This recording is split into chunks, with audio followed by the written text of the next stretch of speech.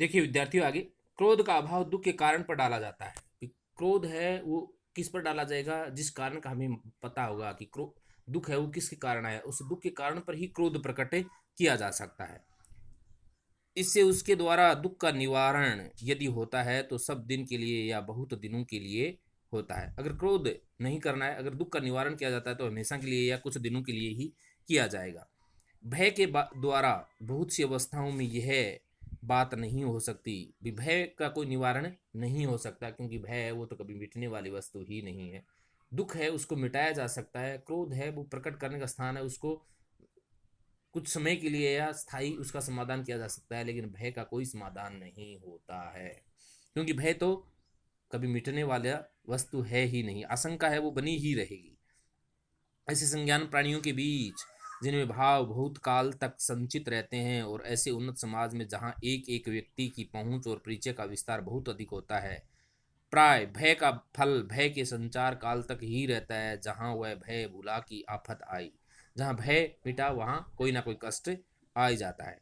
यदि कोई क्रूर मनुष्य किसी बात पर आपसे बुरा मान गया और आपको मारने दौड़ा, तो उस समय भय की प्रेरणा से आप भागकर अपने को बचा लेंगे, पर संभव है कि उस मनुष्य का क्रोध जो आप पर था उसी समय दूर न हो, बल्कि कुछ दिन के लिए बेर के रूप में टिक जाए, तो उसके लिए आपके सामने फिर आना कोई बड़ी बात नहीं होगा, क्योंकि वो तो आप पर अपना भय है, क्रोध है, वो निकाल कर ही रहेगा। प्राणियों की असभ्य दशा में भी, असभ्य दशा में ही भय से अधिक काम निकलता है, क्योंकि भय के द्वारा ही मनुष्य है वो काफी कार्य ऐसे हो सकते हैं जिनको करने से डरता ही रहता है। जबकि समाज का ऐसा गहरा संगठन नहीं होता कि भी बहुत से लोगों को एक दूसरे का पता और उसके विषय में जानकारी रहती हो। जंगली मनुष्यों के परिचय का विस्तार बहुत थोड़ा होता है, कि जंगली जानवरों के विषय में लोग कम ही जानते हैं। बहुत सी ऐसी जंगली जातियां अब भी हैं जिनमें कोई एक व्यक्ति 20-25 से अधिक आदमियों को नहीं जानता। अतः उसे 10-12 कोस पर ही रहने वाला यदि कोई जंगली मिले और मारने दौड़े, तो वह भागकर उससे अपनी रक्षा उसी समय के लिए नहीं नहीं बल्कि सब दिनों से कर सकता है, क्योंकि वो उस स्थान पर जाएगा ही नहीं। अगर नहीं जाएगा तो उसके बचाव अपने आप ही हो जाएगा। पर सभ्य उन्नत और विस्तृत समाज में भय द्वारा स्थायी रक्षा की उतनी संभावना नहीं होती, क्योंकि उस स्थान पर व्यक्ति को जाना ही पड़ेगा, और जाना पड़ेगा तो वो अपने आप को सुरक्षित है। जैसे वर्तमान समय की बात की जाए, इस तकनीकी युग में भय कभी भी नष्ट समाप्त कर होने वाली वस्तु नहीं है। किसी से शत्रुता है, कब शत्रुता किस माध्यम से अगर वो निकाले, इसका अनुमान लगाना भी क्या है, कठिन है। जिससे वे भयभीत हो सकते हैं उसी को श्रेष्ठ मानते हैं और उसी की स्तुति करते हैं। इसी से जंगली और असभ्य जाति में भय अधिक होता है, जिससे वे भयभीत हो सकते हैं, उसी को श्रेष्ठ मानते हैं और उसी की स्तुति करते हैं। जैसे प्राचीन समय में राजा से लोग भयभीत होते थे, क्यों? क्योंकि उसके पास में शक्ति होती थी, वो उस जो भी गलत कार्य करता था या जिसको दंडित करना चाहता था उसको दंडित कर सकता था। इसलिए लोग आज भी ऐसा मानते हैं कि जो भय उत्पन्न करने वाली वस्तु है वही संसार में श्रेष्ठ होती है। तो आज भी हम किसको, युवा है वो किसको आदर्श मानते हैं? बदमाश प्रवृत्ति के जो लोग होते हैं उनको श्रेष्ठ मानते हैं, कि उससे देखो कितने लोग डरते हैं। वो भय है उनका, कि वो तो कुछ भी कर सकते हैं, उनके लिए जीवन मरण कोई मायने ही नहीं रखता। और संसार ऐसी ही परंपराओं में विकसित होता जा रहा है कि उनको ही ताकतवर मानने लगा, उनको ही श्रेष्ठ मान लिया जाता है। उसी को श्रेष्ठ मानते हैं और उसी की स्तुति करते हैं। उसके देवी देवता भय के प्रभाव से ही कल्पित होते हैं। किसी आपत्ति या दुख से बचे रहने के लिए ही अधिकतर वे उसकी पूजा करते हैं।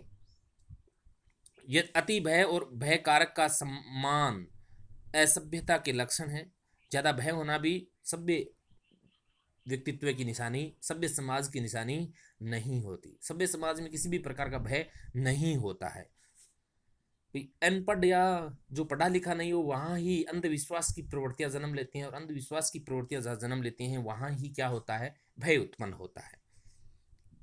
अशिक्षित होने के कारण अधिकांश भारतवासी भी भय के उपासक हो गए। वे जितना सम्मान एक थानेदार का करते हैं उतना किसी विद्वान का नहीं। कि विद्वान व्यक्ति है वो उनको ज्ञान दे सकता है, उनको विवेकशील बना सकता है, उनको उच्च गुणवत्ता से युक्त बना सकता है, लेकिन उसका सम्मान नहीं करते, क्योंकि उनसे क्या नहीं होता है, भय नहीं होता है। और भय नहीं होता है तो उसका कोई आदर नहीं करते। और एक पुलिस वाला है, उसको उसका भय होता है कि ये कहीं पकड़ के ले जाएगा बिना कारण के भी और थाने में ले जाकर पिटाई कर सकता है। तो उस भय के कारण वो गंवार जो लोग होते हैं, अनपढ़ जो लोग होते हैं, शिक्षित जो लोग होते हैं, वो उसकी क्या करते हैं, पूजा करते हैं, उसका सम्मान करते हैं।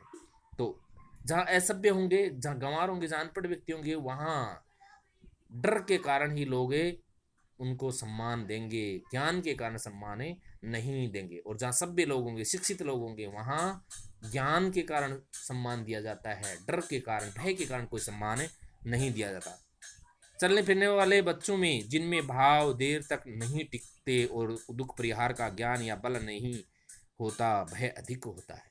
तो ये बच्चा चलना शुरू करता है, कभी उठता है, कभी गिरता है, कभी उठता है, कभी गिरता है, ऐसे ही चलना शुरू करता है। अगर एक बार ऐसा गिर जाए, शुरुआत में चलना शुरू करे और वो ऐसा गिर जाए कि उसको चोट लग जाए, तो वो फिर दोबारा चलने का प्रयास कम ही करना चाहेगा और वो डरते हुए भी ही चलेगा। जैसे हम किसी स्थान से एक बार गुजरते हैं और वहाँ हमारे साथ कोई हादसा हो जाता है, तो हम जीवन में उस स्थान से जब कभी भी गुजरेंगे तो वो स्थान हमें फिर से वही स्मृतियाँ दिला देगा। तो वो क्या है, उस स्थान से हमारा क्या हो गया, भय जुड़ गया कि हम उससे उस स्थान पर जाते ही वही उस स्थान का वो भय है हमारे अंदर विराजमान हो जाता है। बहुत से बच्चे तो किसी अपरिचित आदमी को देखते ही घर के भीतर भागते हैं। जैसे छोटे बच्चों को किसी नाम से डरा दिया जाता है कि ये आ जाएगा, ये खा जाएगा, ये ऐसा हो जाएगा, और वो व्यक्ति, किसी व्यक्ति का भय बिठा दिया जाता है कि फला व्यक्ति आ रहा है, वो आपको ऐसा करेगा, आपके साथ ऐसा करेगा। तो छोटे बच्चे हैं, वो भय भी तो करेगा, वो व्यक्ति जैसे ही दिखाई देता है अंदर घर में प्रवेश कर जाते हैं। पशु में भी भय अधिक पाया जाता है। जैसे पशुओं की बात की जाए, किसी व्यक्ति विशेष अगर उसकी पिटाई करता है या किसी कारण से उसमें भय उत्पन्न कर देता है, वो व्यक्ति जैसे ही बोलेगा तो पशु है वो बिल्कुल शांत भाव से, जैसे एकदम पढ़ा लिखा हो ऐसे शांत भाव से खड़ा हो जाता है, क्योंकि उनमें उनके प्रति क्या हो गया, भय उत्पन्न हो गया।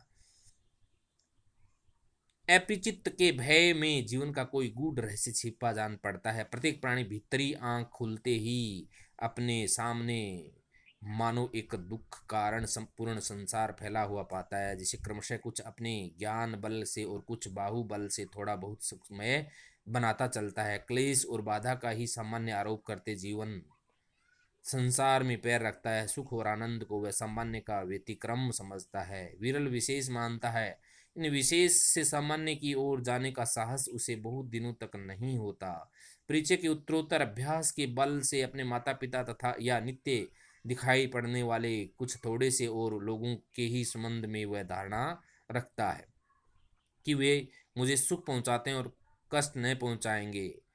जिन्हें वह नहीं जानता, जो पहले पहल उसके सामने आते हैं, उनके पास वह बेधड़क नहीं चला जाता। बिल्कुल अज्ञात वस्तुओं के प्रति भी वह ऐसा ही करता है। भी अज्ञात वस्तुएं हैं, उनके कारण उनमें भय होता है। हम किसी भी कार्य को करने में प्रथम दृष्टया प्रवृत्त होते हैं तो हमारे मन में भी भय रहता है, इस कार्य को मैं करने जा रहा हूँ, मैं सफल हो पाऊंगा या नहीं हो पाऊंगा। इसी प्रकार अज्ञात वस्तुओं के बारे में मन में क्या होता है, भय विराजमान रहता है।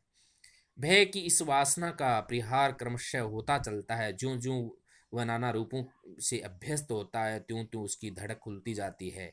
इस प्रकार अपने ज्ञान बल, हृदय बल और शरीर बल की वर्दी के साथ वह दुख की छाया मानो हटाता चलता है। समस्त मनुष्य जाति की सभ्यता के विकास का ही यही क्रम रहा है। भूतों का भय तो अब बहुत कुछ छूट गया है। पशुओं की बाधा भी मनुष्य के लिए प्राय नहीं रह गई है, पर मनुष्य के लिए मनुष्य का भय बना हुआ है। इस भय के छूटने के लक्षण भी नहीं दिखाई देते हैं। मनुष्यों के दुख का कारण मनुष्य ही है कि सभ्यता के कारण मनुष्य ही मनुष्यता का शत्रु बन गया है। सभ्यता के अंतर केवल इतना, सभ्यता से केवल अंतर इतना ही पड़ा है कि दुख दान की विधियां बहुत गूढ़ और जटिल हो गई हैं। दुख है वो अत्यंत गहरा हो गया है, उसका शुभ कारक रूप बहुत से आवरणों के भीतर ढक गया है। अब इस बात की आशंका तो नहीं रहती कि कोई जबरदस्ती आकर हमारे घर, खेत, बाग बगीचे, रुपए पैसे छीन न ले, पर इस बात का खटका रहता है कि कोई नकली दस्तावेज, झूठे गवाहों और कानूनी बहसों के बल से इन वस्तुओं से वंचित न कर दे। दोनों बातों का परिणाम एक ही है।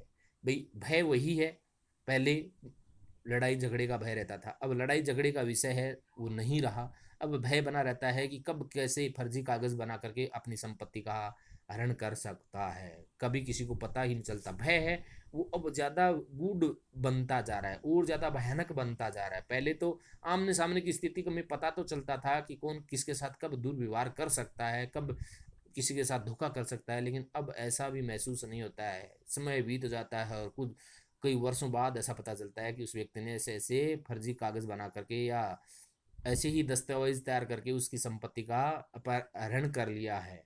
तो अब है वो भय का स्थान है वो गूढ़ हो गया और ज्यादा गंभीर होता चला जा रहा है। इसलिए लोग हैं वो ज्यादा भयभीत होते रहते हैं।